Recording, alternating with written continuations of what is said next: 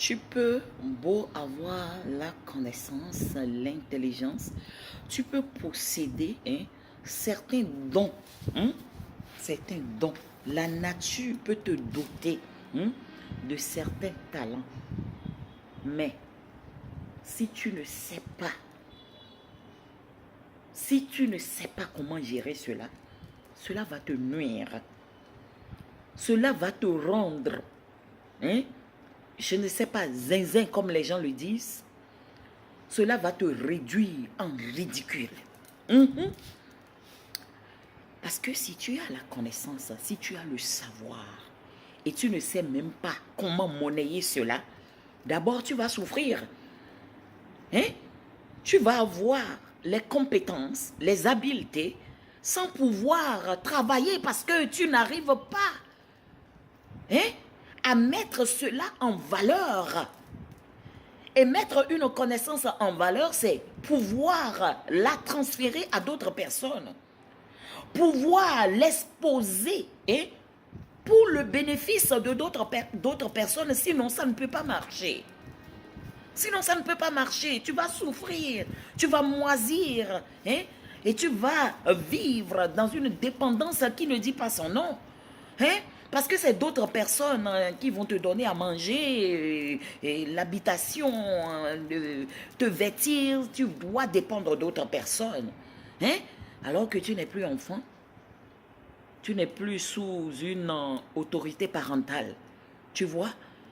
Donc c'est dangereux d'avoir la connaissance et de ne pas pouvoir gérer, de ne pas pouvoir transférer cela ou bien monnayer cela. Et je pense que c'est mon avis et je partage mon avis. Je ne l'impose pas, je ne dis pas que c'est parole d'évangile, mais je suis arrivé à cette conclusion après mûre analyse et réflexion. Il y a une vidéo d'un homme politique ivoirien qui est en train de circuler sur la toile. Et cette vidéo nous parle, ça traite d'un discours d'un homme politique devant un auditoire. Et puis, il a parlé un jargon bizarre que le public ne peut pas comprendre. Même moi aussi, lorsque j'ai vu la vidéo, j'ai un peu ri, je me suis amusé avec ça.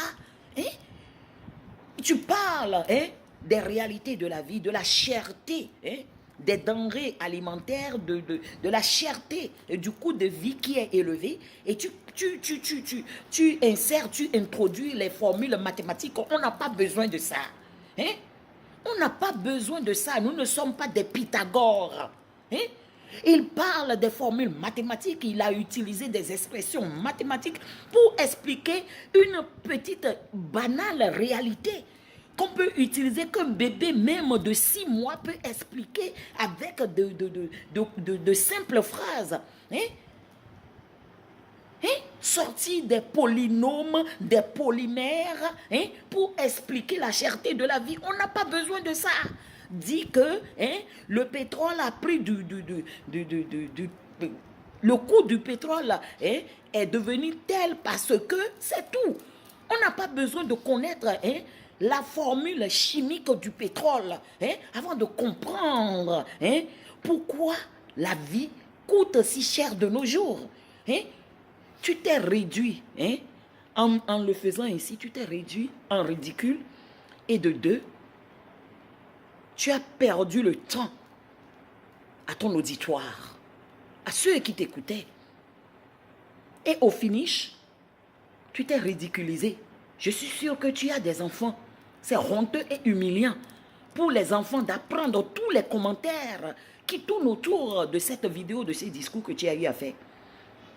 Normalement, quelqu'un qui connaît, je sais que tu connais, tu es intelligent, mais tu n'arrives pas à transférer ta connaissance. Tu n'arrives pas. Au lieu d'utiliser de mots simples, tu as utilisé les joies, la joie. C'est des morceaux de joie qui donnent la joie et qui tendent vers l'infini. Beaucoup de formules mathématiques. Non, ce n'est pas normal. Parle-nous dans le langage qu'on comprend. Un langage simple. Hein? L'éloquence, l'art de communiquer part de là. Hein? Si tu es un bon communicateur, tu vas pouvoir exprimer tes idées d'une manière simple et dans un langage aussi simple, aussi banal. Hein? Pas vulgaire, mais banal. C'est comme ça qu'on reconnaît le bon communicateur. Hein? On n'a pas besoin que tu nous étales tous les mots, les gros mots que tu connais. Hein? Tu veux qu'on vienne à tes discours avec nos dictionnaires? Ce n'est pas normal. Ce n'est pas normal. Tu vas te revoir. Hein? Comme tu es un homme politique, tu vas encore revenir faire discours. J'espère que la prochaine fois, tu ne vas pas sortir des formules chimiques. Hein? Tu ne vas pas nous dire comment H2 plus O nous donne O. Hein? Tu vas commencer par sortir des formules hein? Pour utiliser quoi là? S'il te plaît, épargne-nous de ça. Le monde souffre déjà beaucoup pour que notre mental soit encore atteint. S'il te plaît, excuse. Hein? C'est comme nous. Lorsque moi j'ai reçu la formation infirmière, on nous a dit, le patient n'a pas besoin de connaître notre jargon, il ne peut pas comprendre. Il souffre déjà. Ce qu'il a besoin de savoir, c'est l'effet, le nom du médicament que tu veux lui donner, l'effet et puis les effets secondaires. À quoi va-t-il s'attendre? C'est tout. Mais que tu te mettes là à dire les composés chimiques du produit, il n'a pas besoin de ça. Ça va l'ennuyer, ça va l'énerver, ça risque d'aggraver sa situation. Hein? Donc c'est ça ce qu'il faut faire. Hein? Il y a de ces jargons-là que nous, dans le corps médical, on utilise entre nous pour comprendre rapidement les choses, pour abréger les choses, mais on ne peut pas les utiliser devant le commun des mortels, celui qui n'est pas initié, non. Par exemple, quand je te dis PRN, je ne peux pas dire lors d'un discours à un public qui n'est pas initié, parler de PRN, parler de stats, non.